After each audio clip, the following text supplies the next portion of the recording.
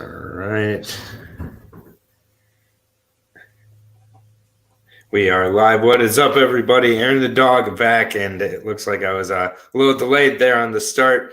Brought to you from my mom's house back here in Michigan, so I apologize for any technical issues. But we're here to cover UFC 275 from Singnapore in like the morning in Singnapore because it's normal time for us here in the States, so middle of the night for Lewis over there in England. How you doing, Lewis of Norton MMA? Yeah, just tired to be honest, mate. But the card looks good, man. I'm really excited to talk about, especially the main events, like the main card. Yeah, definitely.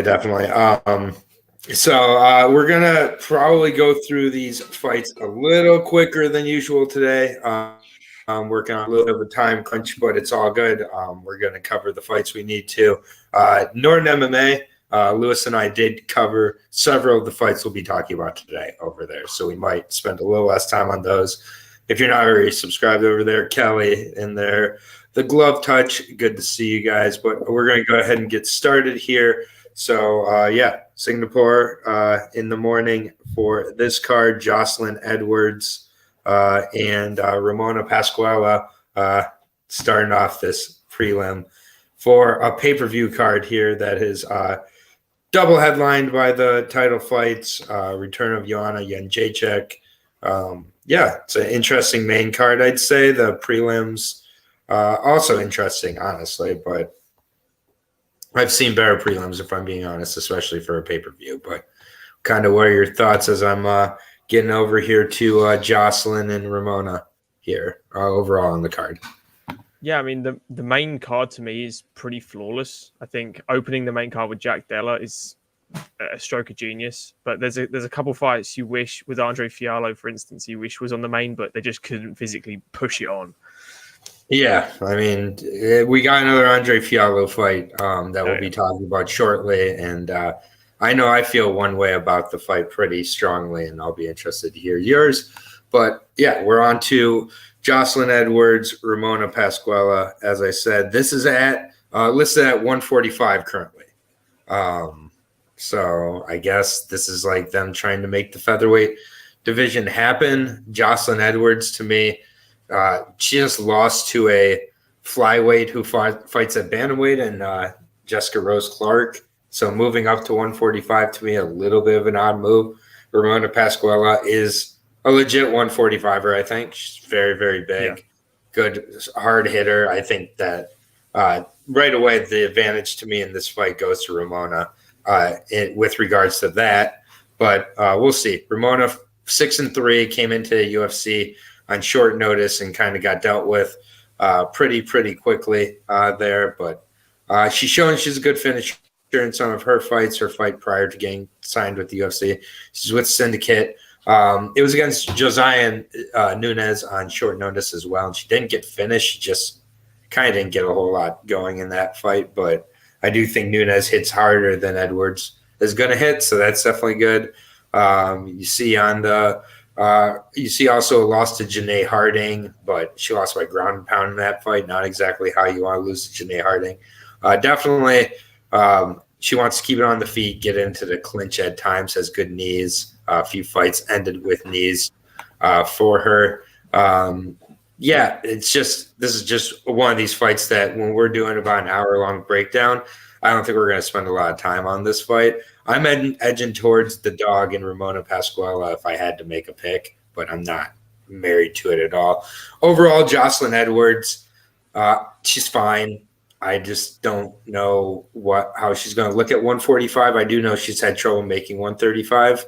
But, it's like, again, this is two 135ers not making weight cuts to 145, but Ramona's going to be the bigger one and have the advantage. But either way, it wouldn't be too married to either side. So I'll take Ramona. She's an underdog currently in this fight, so I'll take a shot at her. But any thoughts on Jocelyn coming off a loss to Jessica Rose Clark, who we just saw how she looked? Yeah, I think the weight cut has actually killed her confidence in a way. I like the fact this is at featherweight. I like, regardless of, I think Ramona's a perfect opponent because she's not technically brilliant. She's been brought in to, again, fill out a division that is dying. and has been nearly dead for, have they even got a top 10? I don't think there's 10 individuals. I don't think they even have 10 total fighters. So, it's getting these girls up there is good, convincing them not to cut weight. I don't rate Jessica Rose Clark at all, which is horrifically counterproductive to my pick of picking Jocelyn Edwards. But I think not cutting the weight is going to help her a lot. Be a bit more confident, be a bit more high volume striking, push the pace a little bit. I think she could deal with Ramona, but again, the size is the only advantage I really give to Pascal. But I don't think it's going to be enough to kind of win the fight. Yeah, Jocelyn Edwards, nearly a 2-1 favorite. I don't know who's betting on this fight, but -185 plus 140 enough. We're going to move on to the next fight here on the card. Starting out with a disagreement here on the prelims, which a couple of fight cards ago, I got a comment that was complaining because there was disagreements on the breakdown, which I thought was funny. All right, this is not going to be a super long breakdown here for this fight, for me at least. Ling Na, who is the first fighter I saw post COVID in Jacksonville when she took on Ariana Carnelossi. Great fight, actually, but man, did she get beat up at the end of that fight. Taking on Silvana Gomez Juarez, the, I believe, 37, 38-year-old out of Argentina, which here's the game plan on how you beat Silvana. Go for an armbar. Doesn't matter if you get punched as hard as you can in the face. Doesn't matter. Go for an armbar. 2 fights, 2 armbar finishes in under 2 minutes, albeit by Lupita Godinez and Vanessa Demopoulos, so not exactly poor levels of competition there at all.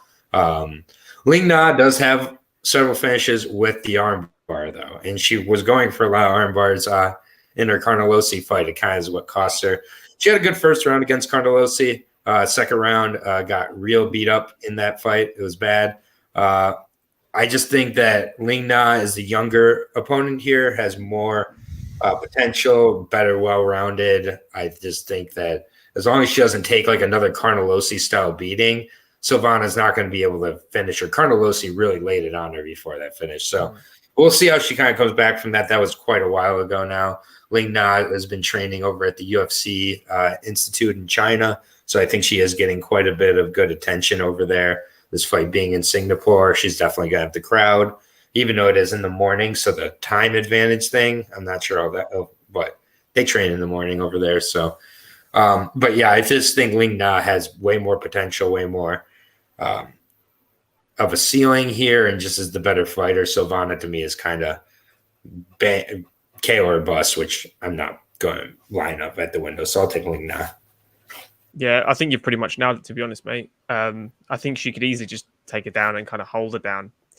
If at the very least, I don't even think she needs to use effective striking. I don't think Gomez's movement's any good now that she's got later in age. She tends to, I don't want to use the word give up, but she gives up. The only issue with Ling Na is the people she's fought against are crap. they're like if you, I can't remember who it is, but she fought someone like who's making their debut or like 2-0 like in the WLF wars, and she's beaten girls who are like negative records by like soccer kicking them. So it's something you can't translate over to higher promotions where they don't allow those rule sets, which isn't to say it's not going to be effective, but against someone like Gomez, who is durable other than being tapped by arm bars, it's just a really stale fight for me. But yeah. I do think the age gap is a massive advantage. So I'm going with Dragon Girl based on that. I'm not investing too much into these opening 2 fights. Yeah, nor am I, but I got 2 underdogs to start out, and plus 130 Ling Na, minus 165 Silvana Gomez Juarez. He's asking negative records, by the way, Glove Touch. Yeah, when they're like more losses than wins. That's what I mean. Yeah, so like a 1-4, 3 and like 4. a 1-4 Levi Woods or something like that, who I'll be talking about with the LFA breakdown right after this with Lucky Locks. Going a little early today because I'm back home, but I don't mean to be disrespectful to the first 2 fights, but here's where the card really starts for me. It is a bantamweight fight, and a very close bantamweight fight at that. I'm excited about this one, hearing your thoughts on this. Kwang Ho Kang, also known as Mr. Perfect, taking on Danan Bajirel. Danan is taking this fight on short notice. Simone Oliveira pulled out of this fight a few weeks ago, and Danan is coming off of a KO loss, pretty rough one to Carlos Gutierrez or Chris Gomez. Gutierrez. Chris Gutierrez, in his last one. This is an interesting one for me. Mr. Perfect has been far from Mr. Perfect in his UFC run here, and now coming off a decision loss in 2021, late 2021, to Ronnie Yaya. That to me is just where I can't. We both bet him, didn't we? And said absolutely, that he should be schooling Yaya, and then when he didn't, right, a grappler versus grappler matchup where it's like, okay, but I mean, Kwang Ho Kang has just not developed any sort of a cohesive stand-up game. I mean, he's very, very rigid on the feet, single shots, pretty basic with him, and this is just one that is very, very tough. But initially, I was towards Bacharel. I was just like, oh yeah, but short notice, I do not like that very much. Coming off of a KO and things like that. And Kwang Ho Kang, I do think can fight a similar fight to like Haley Alatang, for example, who was able to kind of get Danan to engage in the grappling. And Danan does kind of lack some volume at points on his strikes, especially after about the 3 to 4 minute mark in the first round. He can definitely come out here, I think, KO Kwang Ho Kang, but I also think Kwang Ho Kang, he's pretty durable. He's tricky. He's going to be sticky. This is just, for me, a spot where I'm going to edge towards Kwang Ho Kang to edge out a decision here. I think that the first round, I think Danan's going to put his entire gas tank into it. And I'm curious what this fight looks like after a round. For me, I would suggest maybe live betting Kang if you're going Kang's side, or going first round with Danan if you're betting Danan.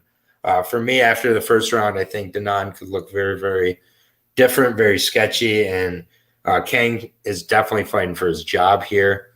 And it's just, again, this is a really tough, close fight. Gutierrez really knocked the shit out of Danan also, and that was a 2-round fight. So quite a bit of damage went into that fight. And I mean, I'm going to edge towards Kang. And I mean, if you're betting him, you're hoping for a boring fight. And I think it gets boring after that first round. So I'm going to go with Kang here. Decision. Yeah, I think the fact that Kang's only ever been knocked out once, and it was like one of his opening fights, 20 odd fights ago. He is a tough dude. He marches down pretty well. His grappling speaks for itself. And again, every time he's one of those individuals you can't kind of you can't make a proper read from a betting standpoint. I bet him against Ricardo Ramos and Yaya, and both of those times I was heartbroken.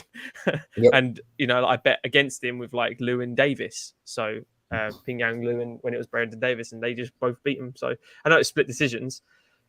He beat them, sorry. But I also think Kang will win. I don't like Danar fighting a few months ago and getting pretty heavily hurt. He took a lot of damage in very short amount of time. He's had a long camp. He must feel decent in this, but again, I just don't. Yeah, it's semi-short notice.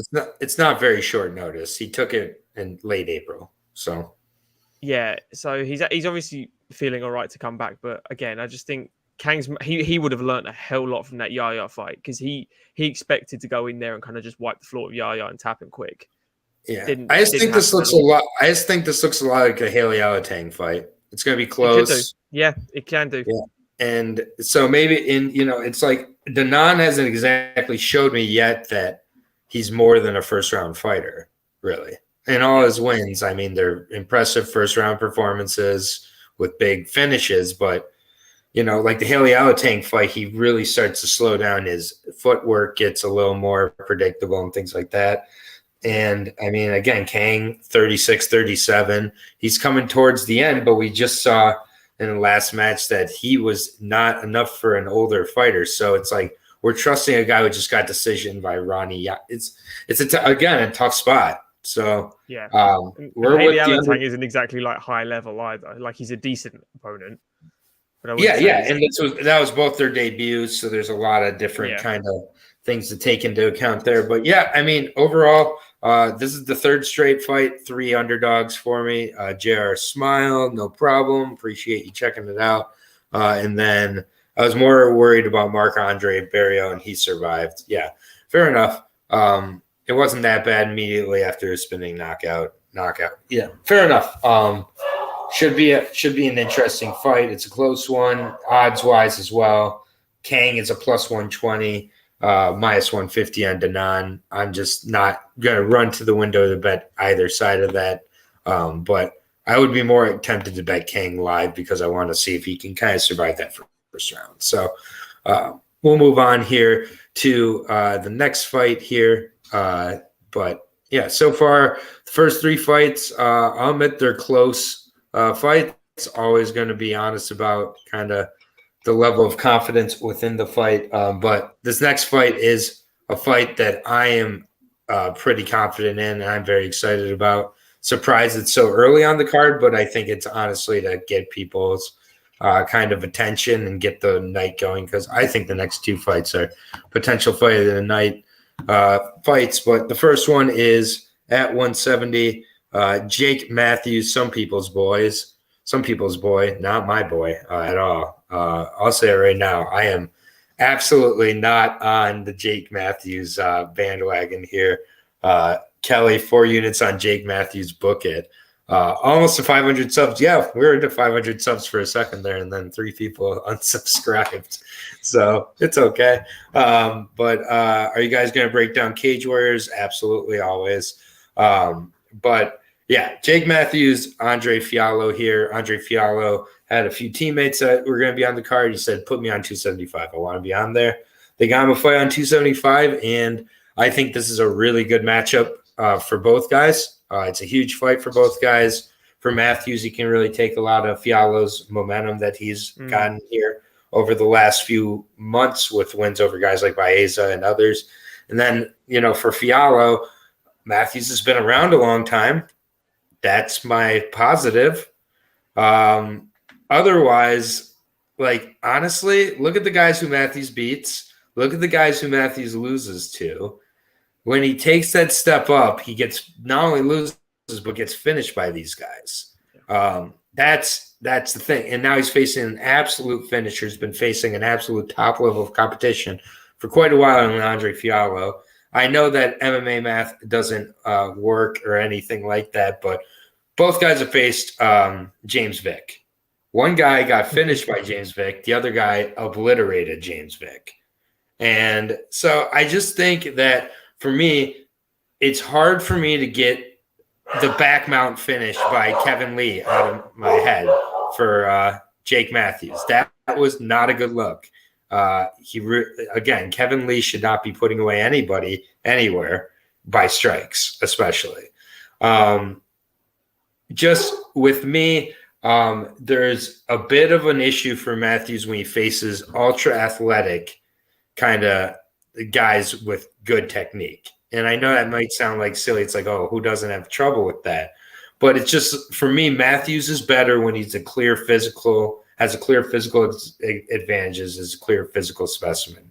When he's not, I think he often gets kind of to that point, kind of similar to like a Brendan Allen, and then wilts against the more physically impressive guy. For me, Andre Fiallo, he's on a mission here. I think that Andre Fiallo's faced a better level of competition. You don't see Andre Fiallo as an ultra athletic guy. I do. I think, especially striking wise, I do think he has ultra power. Maybe he's not doing backflips into the ring like a Michel Pereira. That's not exactly what I mean athletic wise, but he's got that kind of power that he can stop his opponents with 1 or 2 strikes. That's kind of what I mean from that. And maybe I'm not explaining that correctly, Rogue Strummer, but that's kind of what I mean. I just see when these guys meet, I think Matthews is going to have a very ultra heavy wrestling, grappling type of game plan. And for me, just the guys that Matthews has beat, he's been in the UFC for 7 years now. Since he 8 was years. 19, 8 years. Yeah. Yeah, he's been here for a long time. And when he takes those steps up, he loses to those guys and gets finished. I just think Fialho's on a mission right now. I know it's not the most technical, but for me, I see a finish for Fialho. I just do not see Matthews being able to withstand or hold down Fialho for 3 rounds. I think that's what Matthews needs to do. He needs to go in there and make it a very boring Kelvin Gastelum versus Uriah Hall in the tough finale type of game plan. Just wrangle him and hold him down and tire him out. Yeah. Because I think if this fight is kind of fought at range, in the movement, in the larger octagon, again, we're not in the apex. Fialho, I think, is going to be able to move in and out. I think he's going to be the quicker guy, and I think his power is going to get to Matthews. But, so I like Fialho to get another finish here, really keep the momentum going. How do you see this fight? Yeah, not too dissimilar, to be honest. I did it with Scott from Inside the Cage on the channel. We talked about this fight. We're both really high on Andre Fialho. And the way I describe Jake Matthews is... So Andre Fialho he's a very clinical boxer, very good takedown defense, and he moves really well. Doesn't really implement kicking into his game plan at all, which I'd like to see more. Head movement is sublime. He always gets cracked as well. He does have hold his chin slightly too high for me. Doesn't tuck it down as much, but that's pretty much like him in a bubble. And then Jake Matthews does everything decently, but nothing phenomenal. That's the way I look at him. He's a good all-rounder, but nothing. He wouldn't say he's a specialist in any particular area. I think he has to make this really stale and really boring to kind of drain Andre, because he's got a gas tank. You know, he was really finding it tricky to pick up patterns of Michel Pereira, which is a damn fucking hard first fight in the UFC. And then what you see after that is knocks out Baeza, who's a beast, like an unranked monster, and then Van Camp cracked him early on as well, and then he just that clinical left hook just put him down. So I just think this is Jake Matthews. There's a reason he has not fought big names, and when the 2-3 he always gets finished since he was 19. It's 8 years, and the best name he's fought is Sean Brady, and he got decimated by Sean Brady. Exactly. I know Rocco Martin manhandled him like pretty much with the Greco-Roman style, and Kevin Lee tapped him out. But went for the tap, and then obviously ground and pounded him. But like Andrew Holbrook beat him. Like, come on. Right. I got Fialho like first round personally. Yeah. I think Jake Matthews. These guys both 27 and 28 too. They're both in their primes, and for me, it's like Fialho's riding momentum as well. Keep that momentum going. He's in a constant fight camp. He's not taking damage. I think he's good. Yeah, he's a problem for a lot of people. I agree. I'm pretty surprised that as many people as I've seen are on Matthews, but maybe this is a Lewis Long type of a situation here.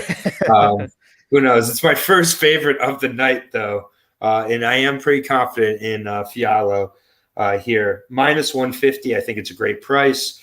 Plus 120 on Jake Matthews. I don't get it. I really do not understand. Someone that consistently doesn't fight as well. It's very, very consistently inactive. Yeah, like 1 fight, 3 fights, 1 fight. I like Fialho to finish him. I really do. So yeah, me too. Maybe I'm looking stupid, but it wouldn't be the first time. Won't be the last. But good 4th fight there at 170. This 5th fight here, I don't know why it's above it, but it's a fun fight, man. I'm really excited for this. The Contender Series graduate special here. Mahashete, I believe is how you say his name, taking on Steve Garcia, I believe is how you say this guy's name. These guys are going to come to the middle. They're going to meet in the middle like a car crash, and they're going to throw down until one of them goes down. Both guys are very tough. Both guys are, big, durable guys. Mahashete coming off that win over Esther Mazulis, the Canadian on the Contender Series, who's undefeated coming into that fight. Here's what I don't like about Mahashete. He has 0 defense, except for that he's tough as hell. Like, very tough. It's a defense till it's not. And he's 23, so it's definitely a defense for the next 3-4 years at least. And with Garcia, till he gets KO'd. That's what it is. Yeah, exactly. And with Garcia, he is very offensive, but has no defense. These guys both have 0 defense. It is just offense. for me, you got to take kind of your side here and go with it type of thing. Yeah. Because Machete, he's very unproven right now. His last fight was by far the most tested he's been in a fight. He went 3 rounds and lost the first and went as the fight kept going. He got better and better and more confident, showed good range and diversity, things like that. I think if I had to guess, he's the more technical guy. Steve Garcia is not going to win a lot of technical battles, though. Steve Garcia kind of goes in there and throws down. He's coming off a win over Charlie Ontiveros. So it's like, okay, how much can you really rate that? Before that, losing to Luis Pena, that's not great. Not a great loss there at all. You don't rate Luis Pena? I don't know what to think about Luis Pena. I think Luis Pena's not a bad loss to have. Yeah, but in his UFC run, I believe that Luis Pena's only unanimous decision win was against Steve Garcia. I think the rest of them were splits or losses. So that's all I'm saying there is that Pena wasn't putting it together super in the UFC, but he's also got to fight way different than Machete. These guys are just going to get in the middle and throw down. If you're betting on Machete, you're betting on that potential, the unknown, now he's training, maybe getting a little better training as he's now signed with the UFC, showed a lot of toughness in the last fight, all that. With Garcia, a little more of the known, trained at Jackson Winklejohn, other good camps there. He's trained with good guys. He was at 135, now at 145. I think both guys are going to be pretty decently sized. Machete is going to be a little bigger, though, I would anticipate.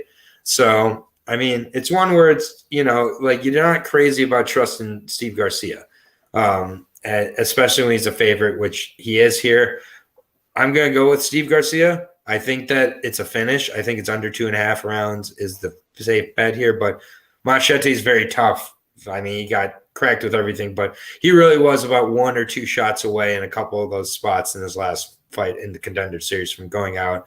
And that was against a fighter he was much bigger than, like way bigger than. So, and a fighter who isn't quite as active, kind of a fighter who fights in bursts like Esther, so it's just those are the things for me. I'm going to go with Garcia. I'm going to go with the known commodity here, but I can understand people going with Machete, 22 versus 30 here. So, yeah, I'm going to go with the 30-year-old Steve Garcia. I think it's a finish either way, so I'll go with a KO finish.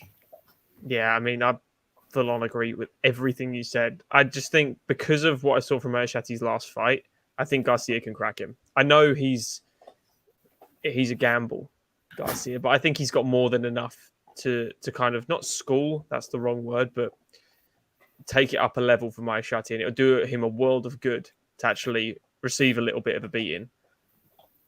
Yeah. And then he will go to a defensive line. He will think about maybe I won't stick my chin in the air and just swing for the fences, Clay Guida, Diego Sanchez style. But I think Steve Garcia has more than enough to deal with him. But I'm excited because he hasn't really fought anybody. That's the problem. Other than Estra, whatever his face was. Madura. Other than that, I don't rate anyone he's fought. Well, no. Yeah. Garcia's fought some real good guys. And he's come up short a couple of times, but the experience is just ridiculous. Plus that, I don't know. It's just, he just looks like a man versus a boy a little bit. Yeah, I agree here. Estra Madura. Sorry, I was trying to go off the top of my head to get. His name's Achilles. I mean, Achilles Estra Madura, the Canadian. He was undefeated coming into that fight, and I mean Machete. He did not look strong at all in that first round, but I mean he did. Again, Garcia, I think it's a playable price here at -170 plus 145. Not enough for me on Machete, but. Good luck if you are going that direction. But I think it does have potential to be fight of the night, honestly. I think it's going to be a Contender Series fight on a UFC pay-per-view prelim card. So I think both guys are going to come out and look to really prove something. Steve Garcia now at 155. He's been at 135 before. So, again, it's, I think, very interesting to see the size advantage potentially for Machete. Speaking of size advantage, I think size advantage is going to play probably a pretty big role in this next one at 145. Sungwoo Choi taking on Josh Kulabau. here at 145. Yeah, it's and if you look up Machete by Mandarin, you can find all his fights. Yep, exactly. Don't forget to do the Mandarin character trick, and you can find his fights. Exactly. But those are fights that you're not going to really find out too much on. But yeah, this fight, Sungwoo Choi versus Joshua Culibao. Sungwoo Choi, to me, is going to just be too big, too rangy, too long for Josh Culibao in this fight. Josh Culibao doesn't kind of have that grinding wrestling style that's required to take him down and eventually get his back and exploit him, which is how you beat Sungwoo Choi. I just think Josh Culibao doesn't have that game. So I do think Josh Culibao is going to have to, get on his feet and kind of use the kind of a scrappy striking style to, kind of work his way in to get the fight into the kind of a grinding type of spot. And I just don't think Josh Culibao has that kind of game in him here against Sungwoo Choi. I get he has the draw against Charles Jourdain. He beat the wrestler last time in Nidabake, which was fine. I mean, that's just not at all the style he's fighting here. And then Jalen Turner, he fought 155 upper weight, which wasn't fair. So I've just not been that sold on Josh Culibao, honestly. I think Sungwoo Choi should be able to cruise here. I don't know if he finishes or not. I just like Sungwoo Choi in this fight to keep it at a distance that he wants to be striking at. I think Josh is a willing striker. I don't think he's going to be able to grapple in this fight. So that's how you beat Sungwoo Choi, in my opinion, here. So just Sungwoo Choi is too big striker, beats him. Yeah, don't overthink this one, in my opinion, as well. I would have bet Sungwoo Choi with like full confidence, but the Alex Caceres fight annoyed me because my feelings on Alex Caceres. Yeah. I'm not saying he's crap, but I don't rate him. No, he made Alex Caceres look like a wizard in that fight. He did. Too. He made him look world class, which I get. He made Gavin Tucker look world class too. Yeah, it's true. So those are the sort of things that make me go, maybe Culibao could have some game plan here to make him look a bit silly. But I also don't see it.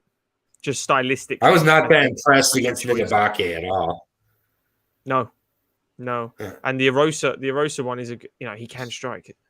Like you can see he's got hands. He's I like Choi. I think stylistically he does beat Culibao, but I would not be surprised if the camp of Culibao found something to exploit, because where Choi's weak, he's weak. You can exploit something. That's the big if. Yeah. I'm not overthinking it here. I think Choi is one of my more confident prelim favorites here, at least. Minus 250, plus 195 on Culibao. Choi's got it. Choi's got this. So, going to move on here. We might speed through a few of these again, just because we are working on a little bit of a time crunch, and for some of these fights, they are over on Norton MMA with me and Lewis talking about them. So you can literally go get my opinion. None of those fights, my opinions have changed. So but we're on to the next fight here on the prelims, 185 fight, which maybe I've overthought a little bit too much. So excited to talk to you about Jacob Malkoun, taking also known as didn't give him his full name. Jacob Malkoun, Robert Whitaker's training partner, taking on Brendan Allen out of Sanford MMA. That's the full name of those two guys at this point. Brendan Allen has been working on striking down at Sanford MMA with Henry Hoof and many others. So definitely what you want to see out of a finishing submission guy who at times can be out grappled. And with Jacob Malkoun, Malkoun's a grinder. I think is a well-rounded fighter, but his boxing's very technical, but I don't think it's going to get you in a lot of trouble from getting finished. I just think that, for me, Malkoun exploits guys who don't have the grappling acumen, but Brendan Allen does. I just don't think that Malkoun's Phil Hawes' game plan works against Brendan Allen in this spot.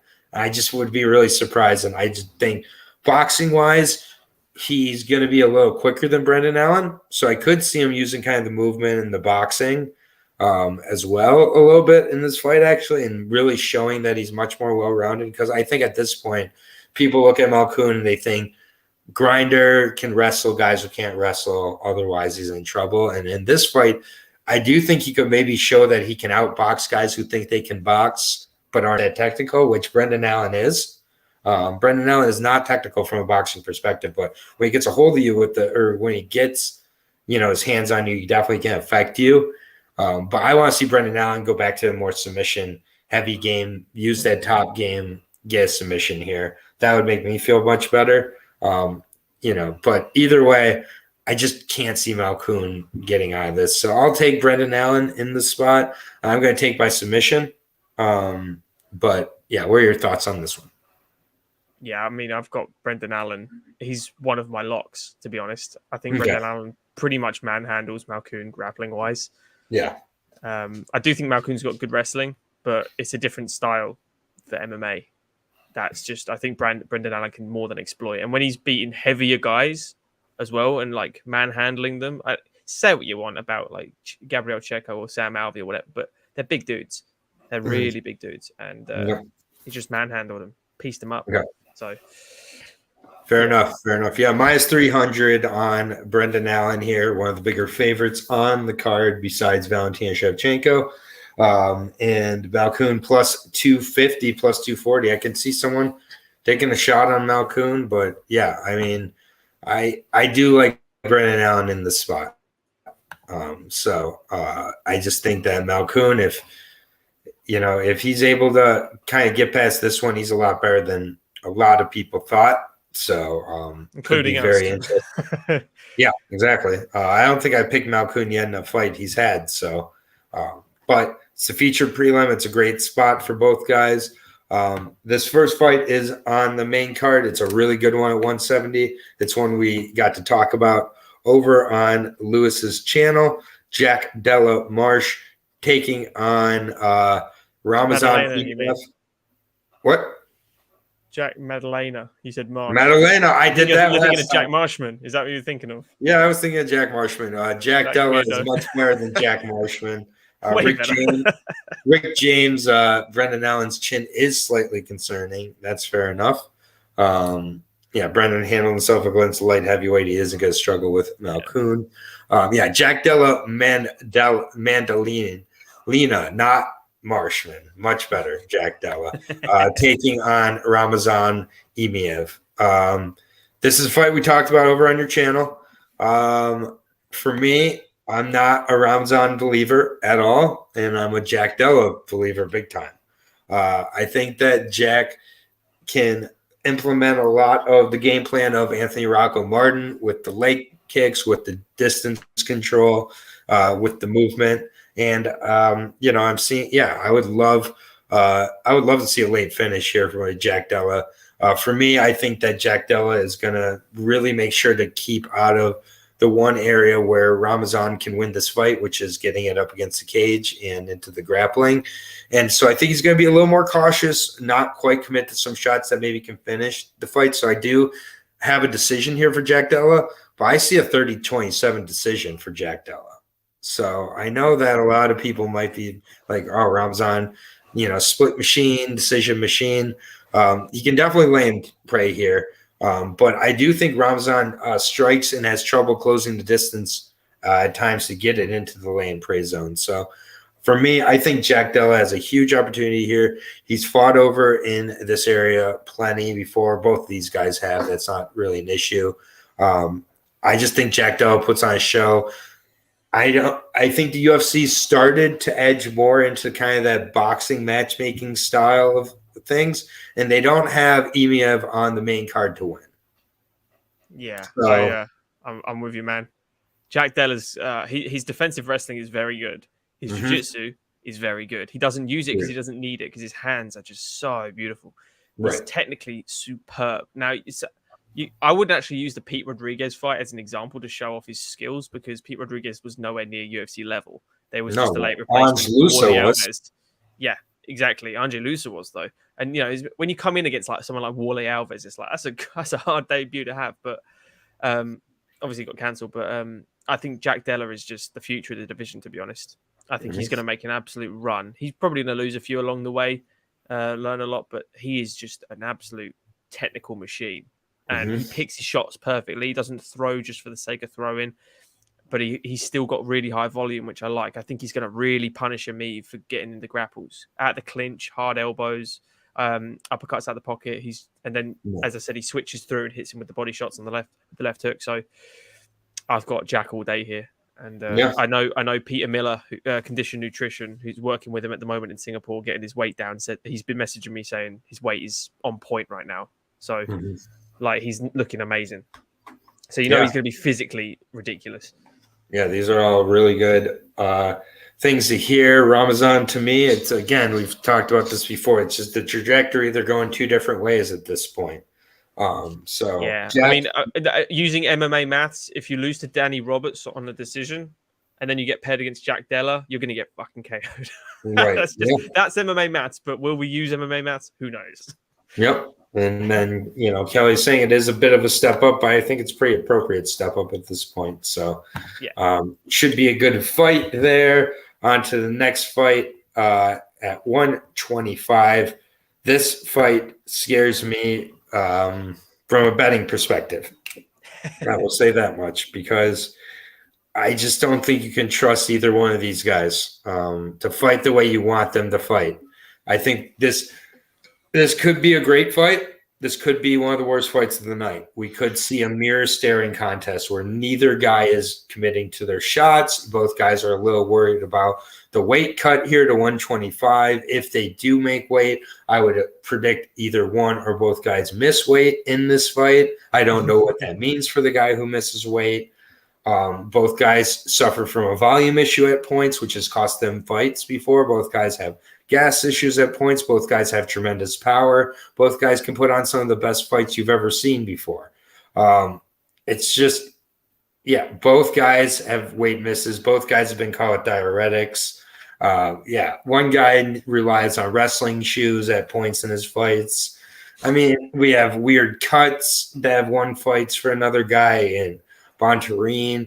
He's celebrating and then losing fights to Kai. I mean, I have no idea how this fight's going to go. Yeah. For me, if you're betting this, bet the underdog or sit back and watch.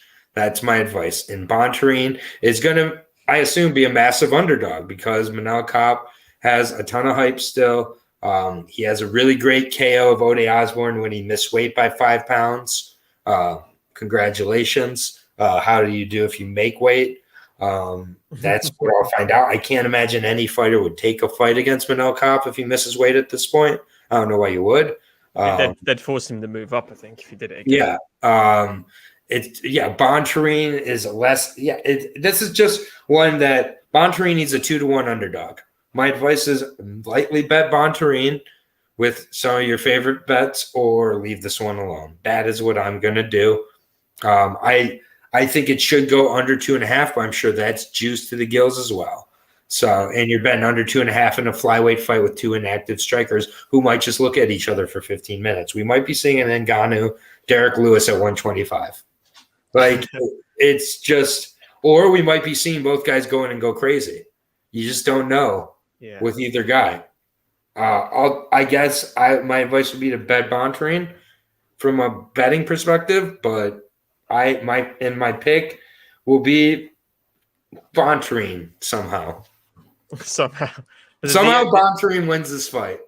Just like against Schnell, where it was like, what? How? Like, it might even be an incorrect decision. I get this is a terrible prediction. Bontarine somehow wins this fight.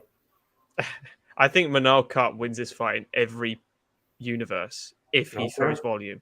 Right. If he throws volume. That's the only thing. I think he might have learned a lesson. When he got that loss to Nicolau, which I did think he won, but it wasn't a robbery by any means because he was quite inactive throughout the fight. Right.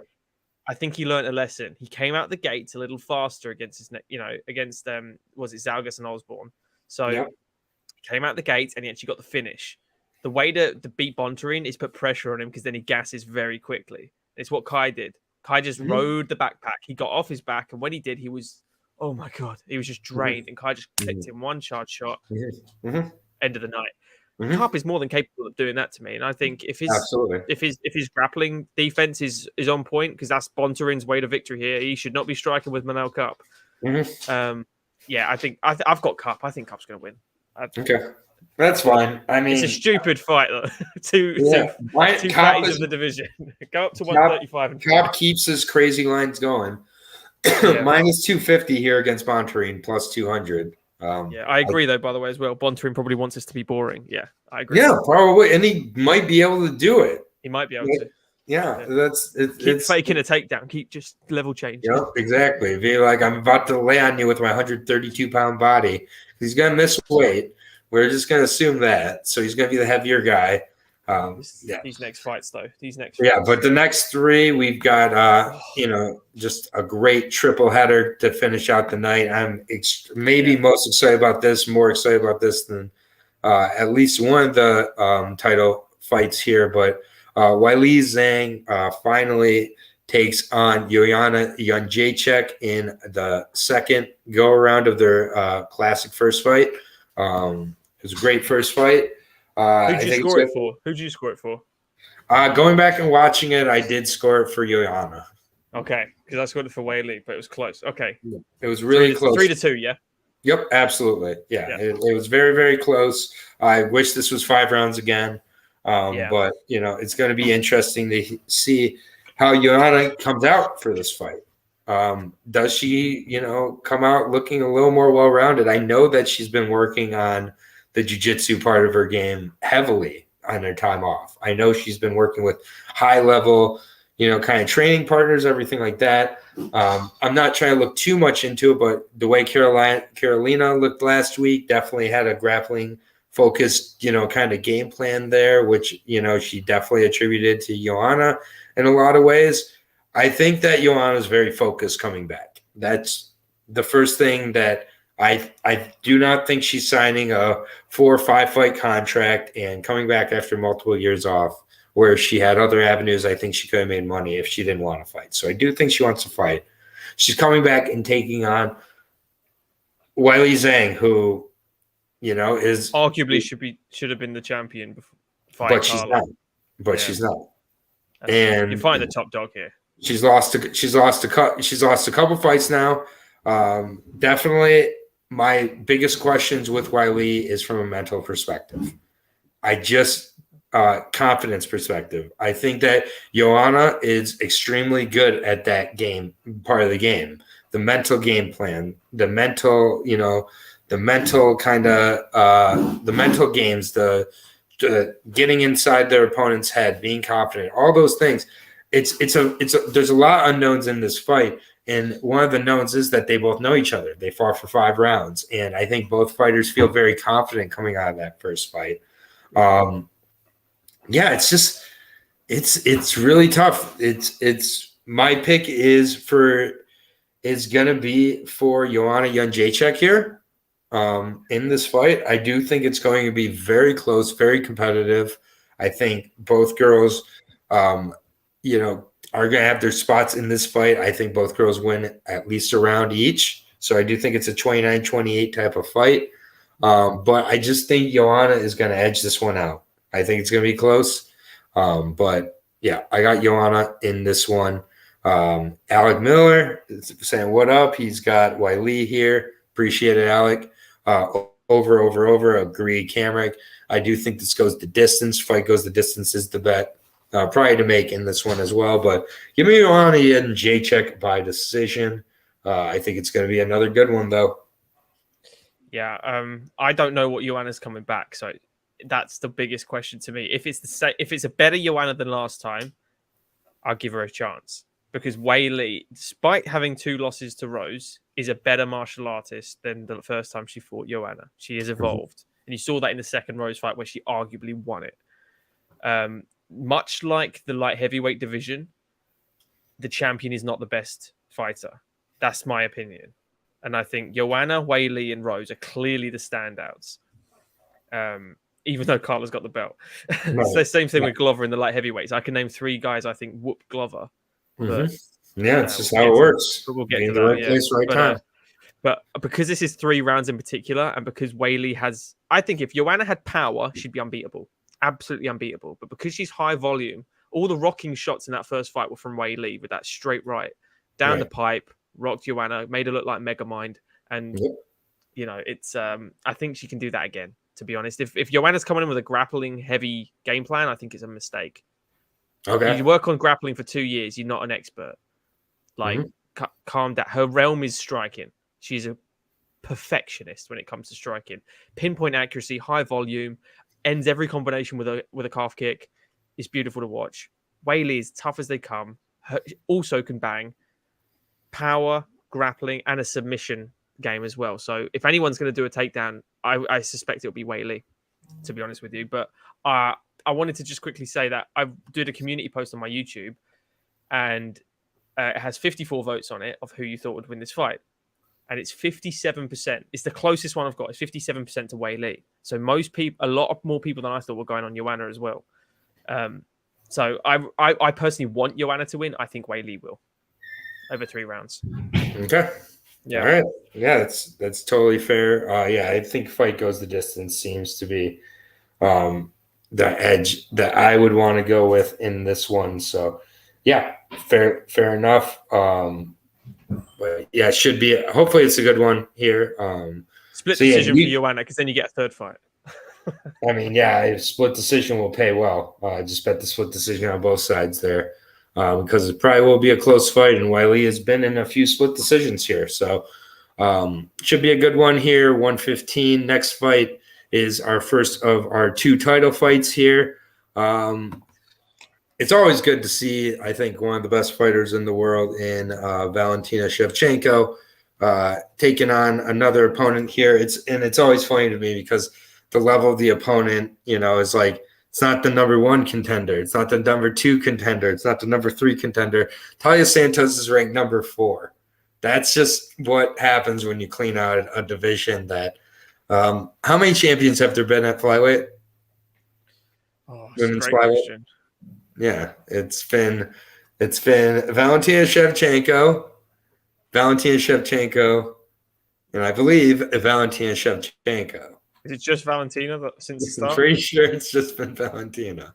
So yeah, so this is kind of my point. It's her division, and these girls are just living in it.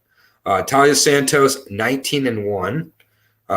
Very good record here, 28 years old. Valentina, 34 years old now. So, we're not quite at the point yet, but we're getting close to the point where we're starting to get at the point where maybe we have to talk about it a little more. Tailia Santos came in and lost her debut to Mara Romero Barella. It was a close fight, but still. Mara Romero Barella, she's dropped rounds against girls like Jillian Robertson on her way up. She uses her physical kind of strength, and that's her kind of number 1 tool, I think. Physical strength is often used by Valentina against her opponents. She's not too weak herself, but you saw in like the Jessica Andrade fight, it led to 12 takedowns in that fight. Just absolutely uses, and I just think that is what we see here again. Tailia Santos, I think, is getting a little bit rushed into this fight just because there's no one else to take the fight. I don't really know how she wins this fight against Valentina, but I guess if I have to make a prediction, it'd be forward pressure, cutting off the cage, and kind of leaning and wearing on Valentina, which Juliana Pena tried in her fight, ended up getting armbarred there. I just think Valentina is going to adjust. If Santos wins a round, I think is probably not.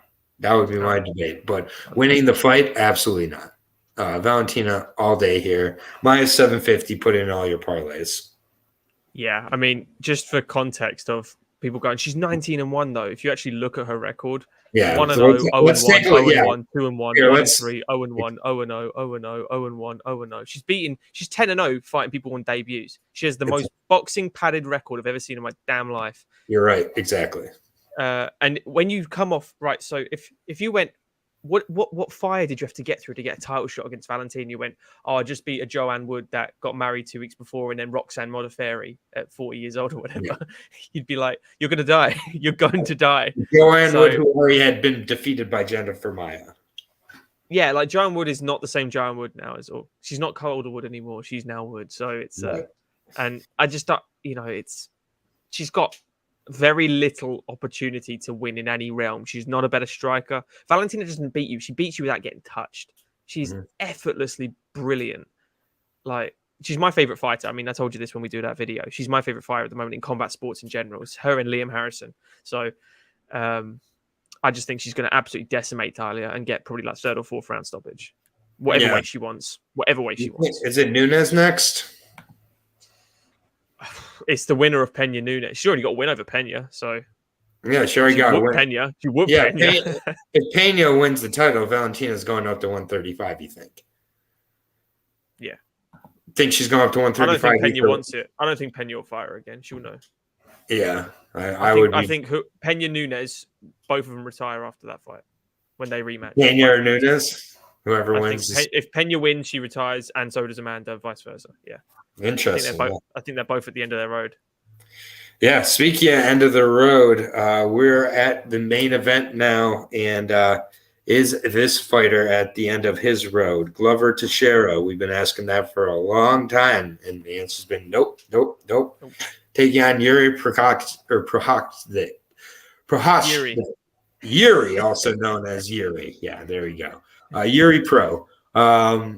Yuri's fought a lot of guys along the way here. He's, tested himself against Bellator champion Nemkov, tested himself against Carl Albertson, looked really good inside the UFC, had that absolute brutal finish of Dominic Reyes in their fight that maybe has completely ended Dominic Reyes' entire career. Who knows? And he's going against Glover Teixiera. Glover Teixiera is the guy who has been knocked out a lot in his career, and then all of a sudden learned how to go through those big shots, work through them, and end up beating up guys, making their teeth fall out. Anthony Lionheart Smith, one of my favorite fights ever. Honestly, I just love that fight. I also did bet Glover Teixiera as a heavy underdog there, so pretty satisfying win there. But I mean, he's done it over and over again. Did it against Jan Blachowicz in their fight there. He can definitely do it against Jiri. And for me, it's with Jiri, it's 10 minutes of danger, and then what? If Glover can get through that 10 minutes, is he able to wrestle him? Is he able to use his jiu-jitsu? Is Jiri worn out? I get he punches a tree 500 times a day, but Glover's tougher than a tree. So tougher than whatever tree in the middle of the Croatian woods you're punching. So that is the real thing here. Can Glover do it again? Can Glover, if he survives, can he win the fight, or can Jiri end up taking a decision if he just beats him up but can't finish him? Can he do that? These are all the questions. For me, I am all aboard the Jiri train, man. I just think there is a physical difference. There is a difference in where these guys are at in their careers. Jiri is battle tested. We just talked about with Santos last fight. What did she have to do to get to this point? What did Jiri have to do not only to get to this point, get into the UFC? He really earned his way in. He's taken his time. He's taken time away to get better, get sharper, stay sharp. I just think that if Glover wins this fight, we're looking at one of the best in 205 history. And he still will be, don't get me wrong, but I just don't think he is the best in 205 history or one of the best. And I think Jiri is just the next champion at 205. And I think the Jiri era will be very entertaining for however long it lasts. But I got Jiri, and I got him knocking out Glover in round 1. I'm sorry. I completely agree. I think Jan was scared of Glover. He was so nervous to be getting. And also there was injury issues, major injuries. Yeah, he didn't want to expose himself to the grappling because he knew Glover was so ahead of him. Whereas Jiri, his movement is his biggest asset, man. He's so creative with it. He's almost doing like capoeira movement constantly. He's continuously doing Anderson Silva kind of feints to make you look and really disguise every shot. He covers so much distance with his power shots, which he did to Ozdemir. He covers half the cage, hits him with the right hook, and who does that? Even to Ozdemir, it's ridiculous. Glover's not. He is so good, so good. But I don't think he's the best in his division. I think a fully fit Yan does beat Glover. It's just obviously an opinion. I think Jiri's going to dismantle Glover. Glover struggles against heavy guys that hit hard. Uppercuts are Jiri's favorites. Uppercuts is what Glover hates. Anthony Johnson, Gustafsson, just complete pockets. You know, the only thing is when he does cover that distance, Jiri, because he's going to be the protagonist in this. He's going to be the guy advancing forward continuously because Glover's going to be waiting for when it closes that gap to make sure his hips get in and he can get the double leg. He's going to wait until Jiri overextends and gets his hips drawn in because that's his best shot. What we've seen from regional scenes, if you have watched tape on Jiri, is he scrambles like Tony Ferguson at light heavyweight and he gets back to his feet and he punishes you hard. And I don't see Glover surviving. I don't, and I love Jiri. I think he's the new brand of heavyweight. I love his whole lifestyle mentality, and I think he doesn't only hit like a truck. He's technically brilliant. Yeah, I'm with you, man. Yeah, I really like him as well. You're a brave man to bet Glover, and if he does wins, then full credit to Glover. He's going down as one of the GOATs for me. Plus 170 on Glover, minus 200 on Jiri. I think that's a great price on Jiri. I think that you can bet that straight up, put in a few parlays as well. And also I like Jiri by finish as well. So, yeah, that's going to do it for the UFC 275 show. I know it was a little quicker today, but all the info definitely there. I'll have timestamps in the description. I'm back at home. I'm in my mom's study right now. So, going to spend some time at home with the family, but going to get the LFA show out immediately, basically start after this. We're going to go back live. Lucky Locks Picks and myself. We're going to go through the LFA show headlined by Ranin Agafarov, who lost to Chad Alatang on the Contender Series. He's coming back here against a Brazilian competitor here.